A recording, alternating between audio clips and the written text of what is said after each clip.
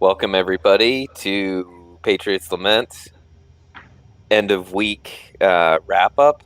Although we didn't do any other episodes during the week, um, it's kind of a warm up for the show tomorrow. Just a little teaser.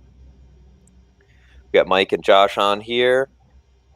We're each going to do a little 5-minute synopsis of what we've been following this week related to the COVID-19s and kind of everything else going on in the world. So I'm going to do a little economic synopsis.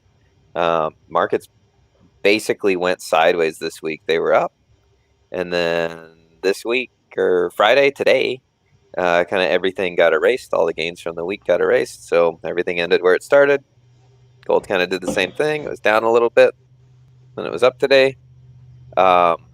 Crypto was the big story. Crypto is up like 30% on the week.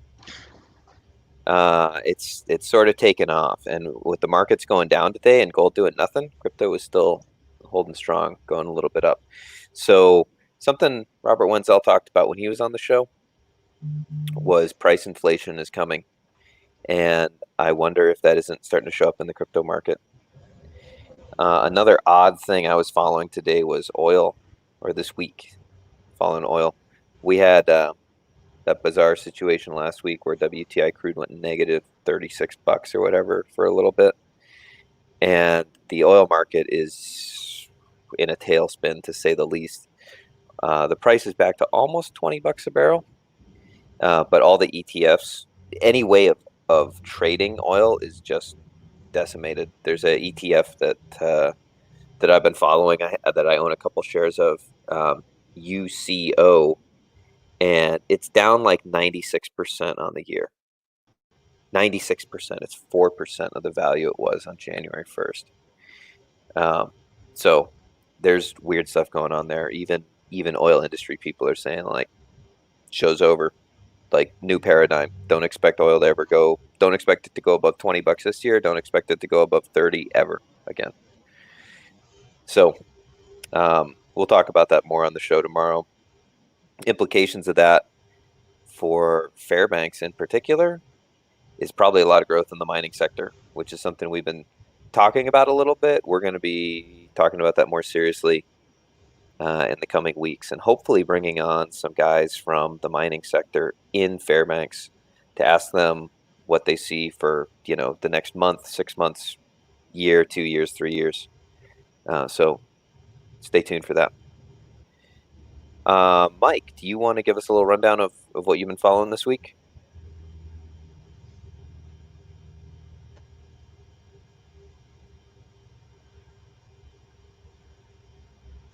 Oh, what do you got there? You're muted. Sorry about that. I was muted. This is a little document I found today. Actually found it linked on another site. This is from the CDC, and it is the total deaths for COVID, as well as a column for deaths with pneumonia, influenza, or COVID, and all that.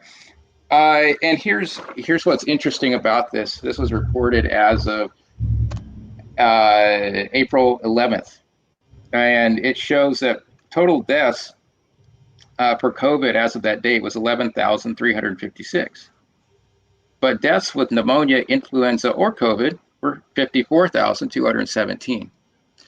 And so right off the bat, you see that the deaths related, that the pneumonia and flu deaths unrelated to COVID were 4 times as high as COVID deaths. And that's what's really interesting to come at this when you first look at it. I was looking at the Drudge Report on the Wayback Machine to see what they were reporting, because they were reporting daily, almost daily, the number of deaths that had occurred, the death count. And going back to April 13th, the Drudge Report reported 22,000 as of that date. What's interesting about that is, where did they get the 22,000? Is the 22,000 a delayed count of the combined pneumonia, flu, and COVID? Are they receiving information prior to the CDC?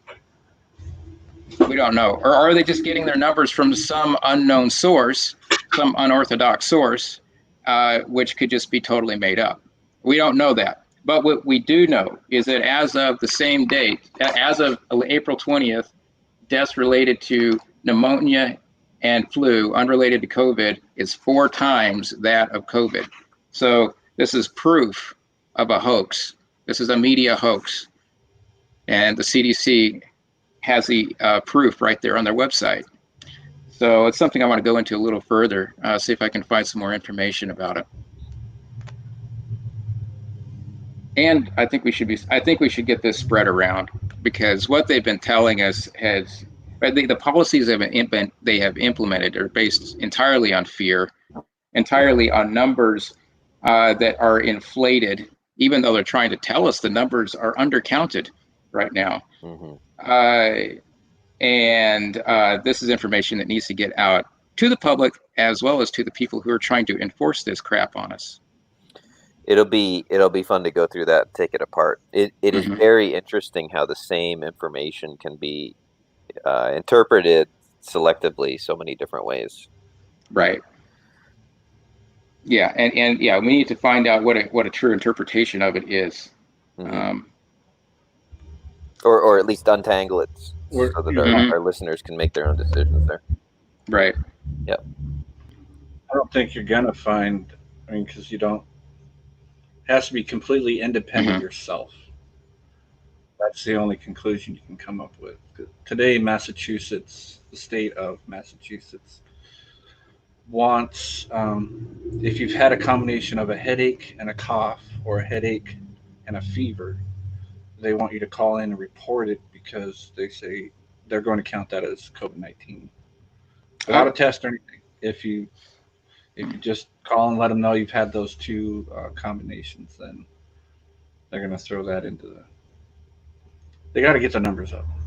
well, I must have been halfway to a bad case of COVID today because I had a pretty bad headache. You're halfway there, Mike. Halfway there.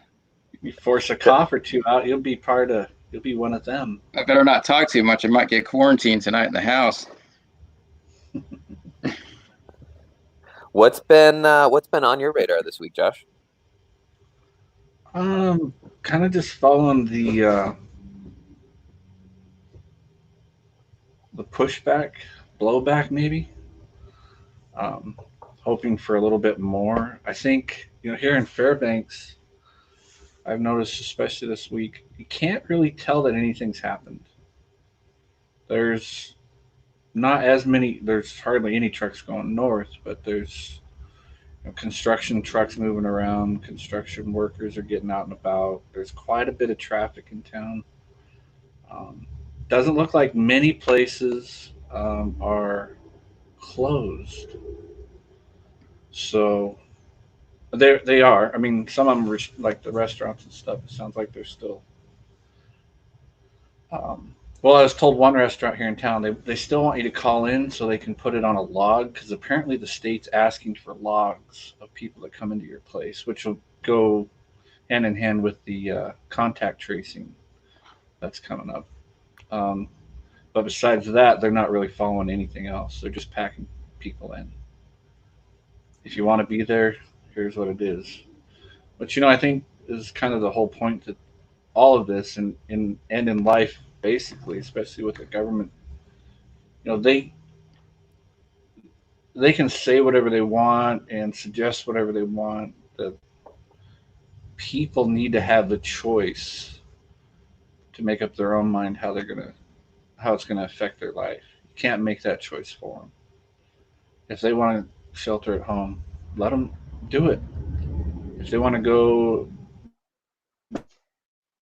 do that. Hmm. Michigan had a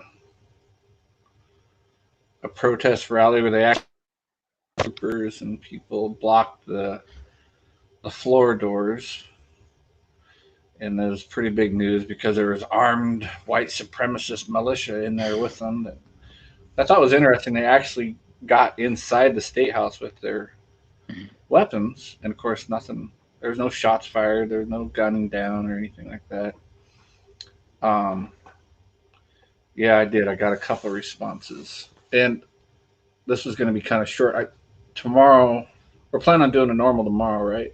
Oh yeah. Hopefully, Yep. and I'll share um, some of the responses from the letter, and it's really um, semi disappointing because but at the same time, reminding me that people that are in positions of power in our government are actually just human beings like everyone else. They have fears, still have fears, and have the same emotions that the rest of us have. The problem is they get to act on their fears to affect everyone. Um, we still have, I still believe that it's most all of these laws are voluntary, no matter what state you're in, based on the John Hopkins University, the Emergency Health Acts there. Um, and we'll get into more tomorrow. Some of the responses I got back from the email that I sent, the it was verified from representatives. That, well, yeah, we know that it's voluntary. We just hope that everyone does it. And so I've just been that's kind of been what I've been watching. Is the other thing too is prices. Um, watching for inflationary thing. There's been a lot of shortages in the pork industry and the beef industry. Beef prices have gone up 62% since their low in February. And I don't know, I'm not that, none of us, we're not that old, so I can't, and it's not something I study, beef prices.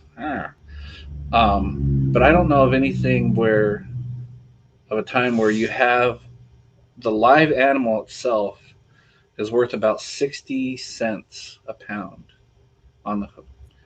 Once it's dead, it's got the price of it actually being dead and dedicated to being processed.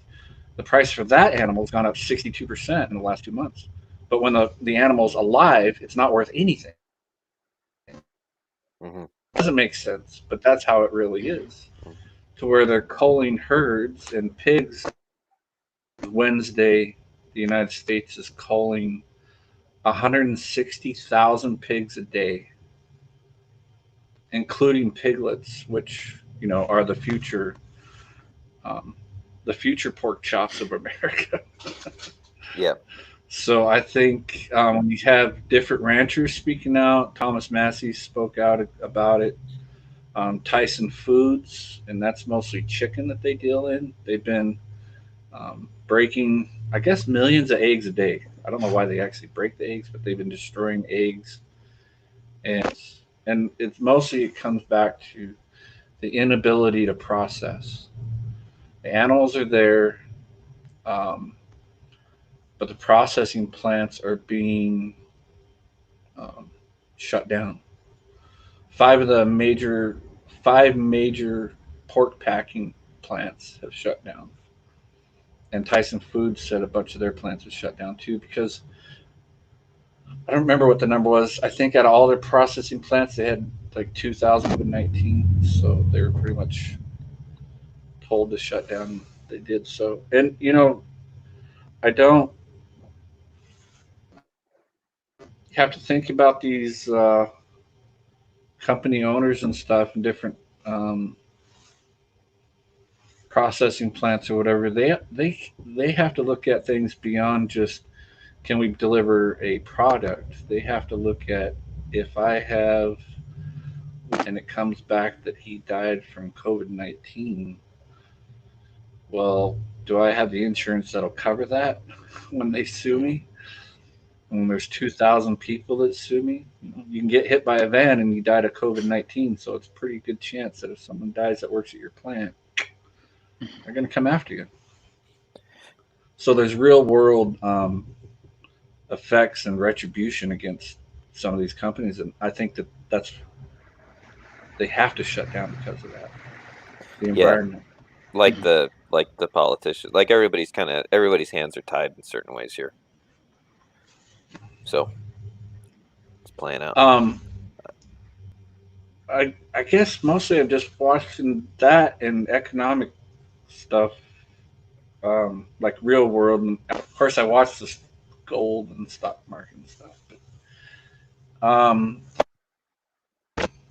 this is Alaska news.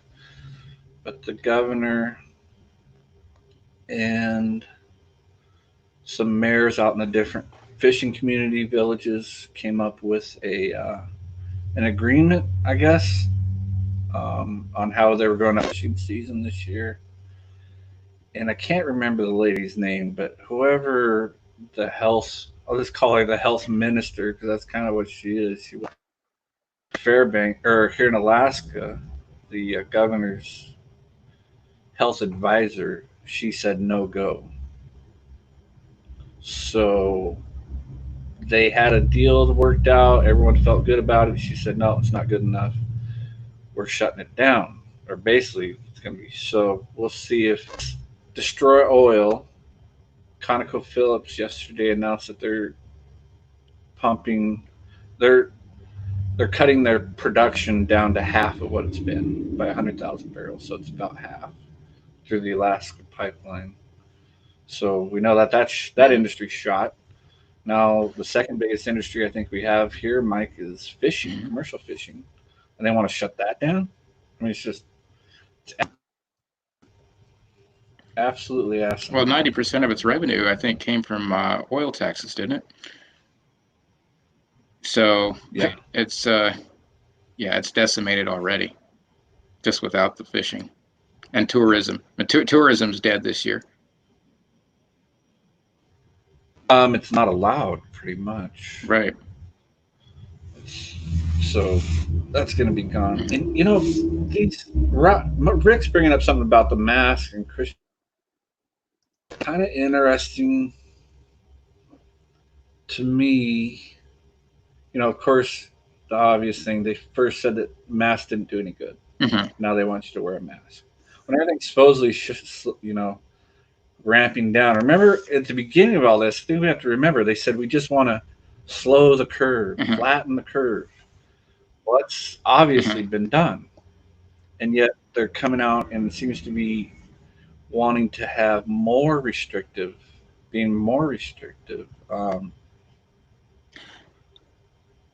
Costco, I think on Monday, nationwide, I believe, is going to require that you wear a mask starting Monday, and only two people from the same family can enter the store at the same time. So why now? The last 2 months we've been shoulder to shoulder in Costco and Walmart and all these places. Now they're going to tell us that we have to wear these things. I was in Home Depot a couple days ago. I saw one employee with a mask and about 70% of the shoppers wearing a mask. Like, so again, why now? This is a flu, right? So flu season's over for the most part. Kick around, everyone, there's always cases of flus, but it's really going to drop until this fall again. And just, I don't understand. I know there's a reason why they're doing it. So I'm still working that over in my mind, what their end goal is. And I don't like to think about it, but I think the end goal, Mike, is this fall they ramp everything back up and try to get everyone shut down and scared again. And then we go through a whole winter like that. Yeah, I've been wondering the same thing. It's true that the masks don't work. I actually have an article from it was an article from an oral health agency. I'll have to look it up again. It's on my other operating system. Anyway, it was pointing out, this was written in 2016, and it was pointing out that masks don't work, and that it is just it's basically an old tradition from the late 1900s, and yes, it makes people feel good. That's all it is. It's basically a burqa. That's all it is. It's I've wondered too what the real intent of it is. Why are they trying to get people used to doing this? Is it just a matter of dog training them to see how far you can push someone with fear? with some random act, or are they trying to get people used to wearing something on their face? Is this are they trying to get people used to it for the impending World War III, when they'll have to wear gas masks in a biological war? That's crossed my mind. Yeah, that's what why would they care? But it's limit testing. That's exactly right. Yeah. They're pushing their limits. How far will we go? What can they make us do? Right. What kind of clown world can they create? And we just jump up and down and clap our hands and put on the red nose and the mask. Mm-hmm. Yeah. So, which seems to be opposite of what they, they're doing. It seems to be opposite of what you'd think they want, because they have the face scanning cameras. You think they want your face clear so they can see you better. So why the masks? Are they maybe they're testing software to see how well it can recognize people's eyes only, their upper face? But I think they're going to move towards one, that phone app that they're coming out with, mm-hmm. which you can download now for the app, and they can track you with that, with your medical history, and they can trace mm-hmm. everyone you come into contact with, so you're safe. Yeah. But I think most of it's just training us. I think we're going to go through all this stuff, and then in the mm-hmm. end they say, "Oh my gosh, none of it's working. Mm-hmm. You better get the vaccine." Or yeah, you're probably right. Yeah, they're doing this as fear to get you ready for the vaccine. But the phone app, they're going to be including the phone app in the future operating systems for the phones.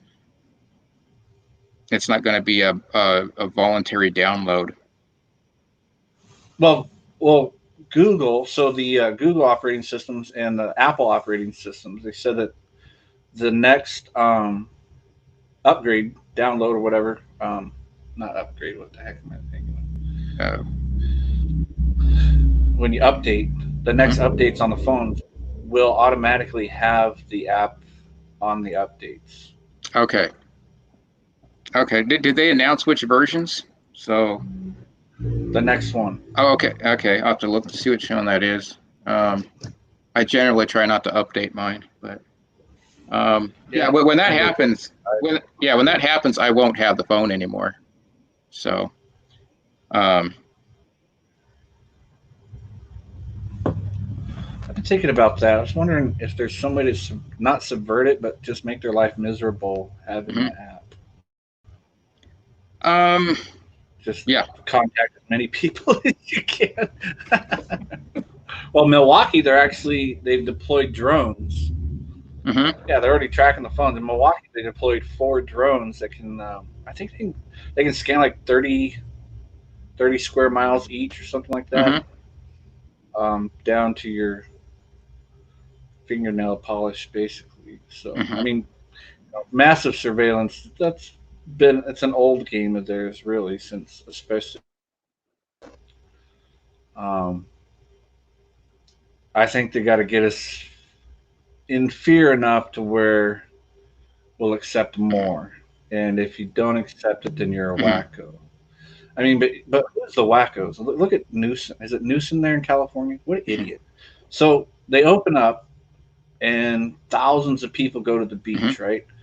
Well, it's known fact that vitamin D fights coronaviruses, and we get vitamin D from the sun. Mm-hmm. So thousands of people are out on the beaches, and he freaks out and closes all the beaches down. So people quit going. Go back to your house, which every single real scientist, besides the establishment ones, have all said the worst thing you can do is be held up in your house, mm-hmm. especially if you're with sick people. Mm-hmm. Like here in Alaska, it's been freaking cold for the last 7 freaking months, and now it's 40, 50 degrees out. Mm-hmm. Yeah, no one's staying in the house. They're coming out. Right. And you saw what happened in Michigan with the armed protesters and going in yelling tyrants get the rope, which is great. But that's really what's expected to happen. There's most likely going to be more than protest erupting very soon, within the next couple of weeks, I would guess, judging from what's starting. Well, some states have more states have extended their lockdown to the end of Yeah, May. in fact, in Michigan, they got the governor to back off at that moment, and apparently the legislator turned against her and moved to sue her. Yeah. But I did see a comment on one board that said that what she did is she went and extended the lockdown based on a different law. Yeah, she did 3 executive orders, Mhm. which that's something we'll get into tomorrow here in Alaska because the governor has a lot of power here, Mhm. and they've actually the health mandates here. It's pretty interesting. What I learned of some of this is that the Alaska legislature has made him a king, literally. Mhm. They have no say on anything right now because of that declaration they gave him. As far as spending, he doesn't have to ask them where the money goes anymore. He doesn't have to ask them what they'll spend and what they won't spend. He has total power over all financial decisions right now, Mhm. um, and whatever medical decisions he wants to make. At the same time, for the people themselves, it's not a mandate. It's a voluntary mandate, much Mhm. like, and I was going to say like with taxes, voluntary taxes, but it's less so than that because we know with the income tax, it's voluntary till you don't pay it and they shoot you in the face. Right. Not so much with this. They have to tread lightly, especially if people do push back. Mhm. And I hope Alaskans do start push. And pushback. It's like they're safe in Juneau, right? Because who's going to freaking fly down there just to do something like that? Mhm. But what I'm seeing is better than actual pushback, face to face, protest, blah blah blah. Just go live your life, Mhm. and that's what I really see a lot more here. Is just that people are just doing their thing. Mhm. Don't stir up the hornet's nest. Like Rick says right here, once the protests really come up, then the executive mandates, yeah, they won't be voluntary. Then they're going to say, well, now we have to force a law somehow. They'll create it. Mhm. Oh, you want us to declare martial law? Okay, well, that's easy. Watch this. Mhm. Sign a piece of paper. Now we have martial law. So I think the best way is just to refuse to be their eyes, ears, and arms and go about your life. Yeah, the unfortunate. Stay quiet about it. You don't have to do like we do on here and go, rawr, everyone, I'm going to go. Mhm. But I did ask him about the legislature suing the governor, like that other in Michigan. Bleak Uh, outlook on that. There's just no will. mm. The Alaska legislatures are scared to death. They're just a bunch of wieners. Yeah, and well, It's disgusting. his power has been extended to November or something, right? So November 15th, 15th. yeah. And if he's someone who likes the power, he's not going to give it up for any reason until then, at the very least. Right. So that kind of just depends on the character of the person. Yep. But I'm not too hopeful about it at this point. Well, I was given some information about a. I won't talk about it much yet until I talk to him about a lawyer here in town that may be willing to take up a lawsuit against the governor. Okay. So if he's willing to do it, I already told him I'm willing to do it. So we'll see. Yeah. Um, yeah. Maybe we could all pitch in on that. Um, yeah. As far as the protest, one of the problems with the protests is that it kind of it gives legitimacy to the state.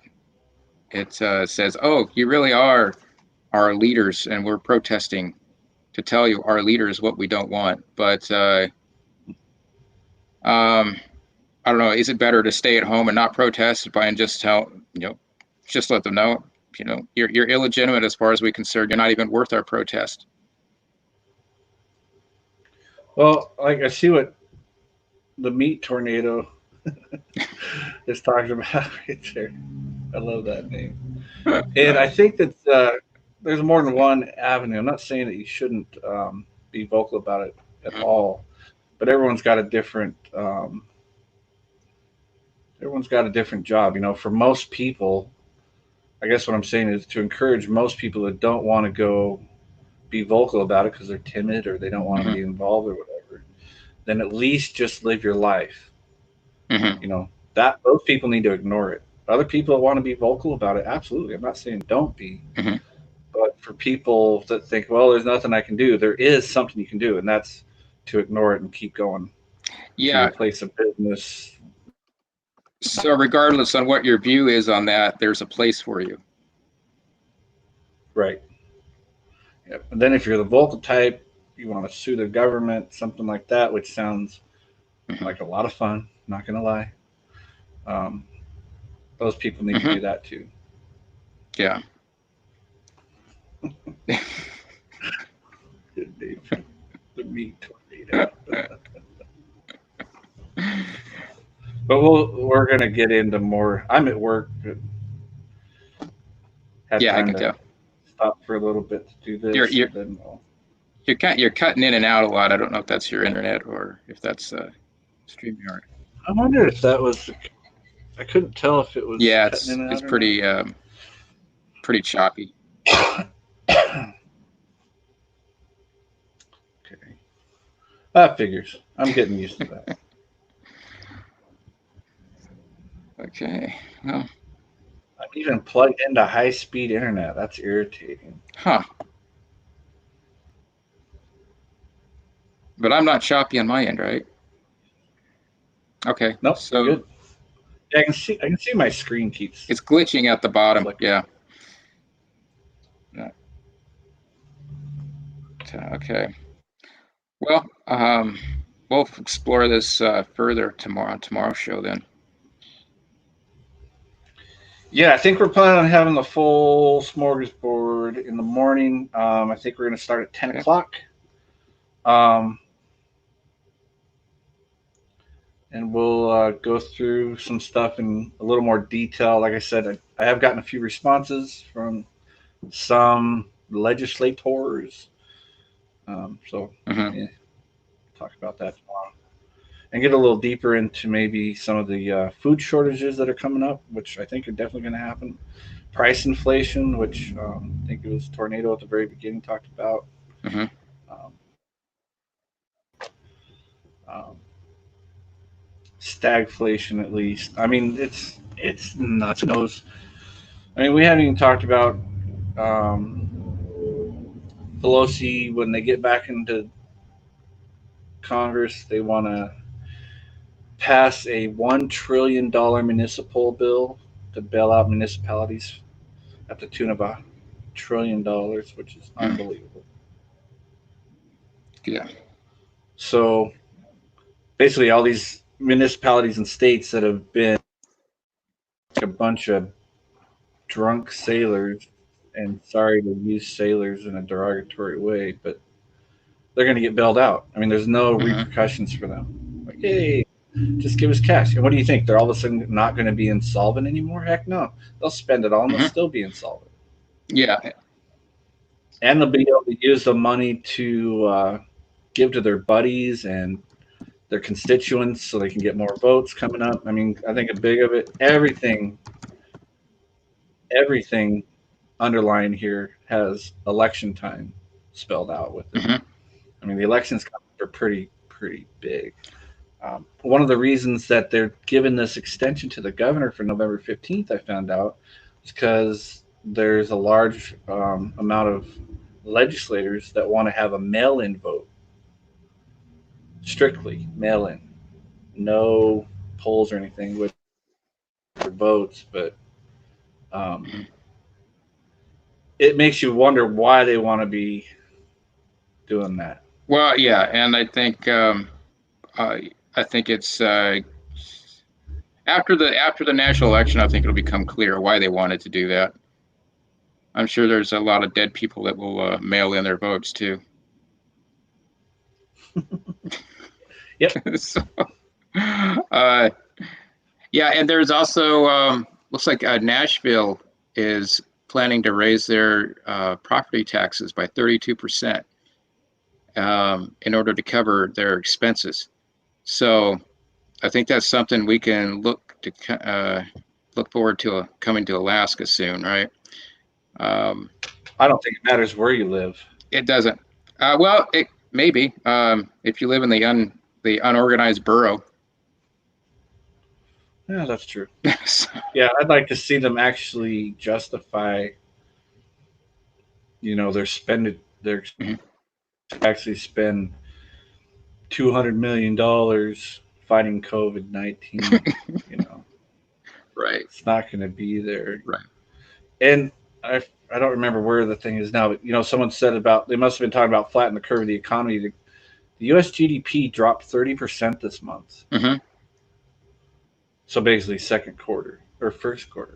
Is that first? 1, 2, 3, 4, 5, 6, 7. And Yeah, first yeah, quarter. and they're projecting the national GDP to be what negative 4 point, around negative 4.5% is what I saw, 4.3 or something. Yeah. And running a deficit of about 4 trillion right now. So, Die, dollar, die. well, they're killing the entire. Might want to bring Yeah. your troops back. Might want to bring the troops back before you can't. Can't afford to. Well, it's gonna end most likely with the breakup of the union and a decimated economy. So, um, it's a matter of. I don't remember what debt GDP ratio was. I was just looking at that tornado bit. I'll see if I can find that for tomorrow. But yeah, you're right. It certainly could, Mike. Mhm. It certainly could. So, Certainly could. we'll go over that tomorrow, I guess. I don't know if it's that high already. What's that? Other countries. He's asking what Oh, debt to GDP ratio is. I know in other countries it's well over that. I mean, the mhm, European Union, I think, is shot. They're toast. mhm. They're so toast over all this. But Yeah, what really matters with the debt and GDP is how it compares to other nations. And the U.S. is actually in better shape than other nations are as far as their total debt to GDP ratio goes. And they're also the only. It's becoming the only viable currency in the world at this point. Everything else is collapsing.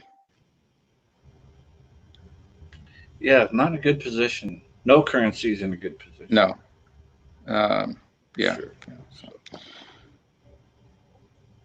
um, anywho, that's about it for yeah. me. I mean, like we said, we're mostly just jumping on here to say that we'll have much to talk about Right. tomorrow. Okay. If you folks don't, Zero Hedge has had some really good articles. Of course, Target Liberty and Economic Policy Journal, some really good ones. Today, Lou Rockwell had a great podcast with um, shoot, one of the guys I really like. So I better remember who the heck it was. Eh, just 1 second.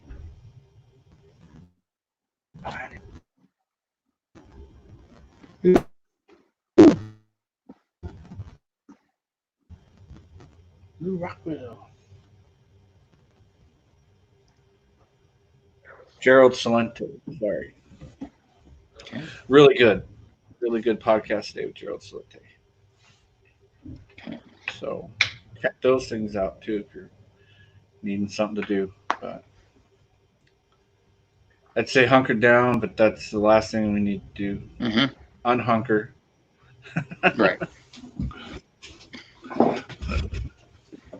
All right, well, I'm done. Me too. Probably. So we'll All right. see all Thanks, you folks. tomorrow. We'll see you tomorrow, 10 a.m. Alaska time, and we'll get into it. Sounds good. Have a good night. Good night.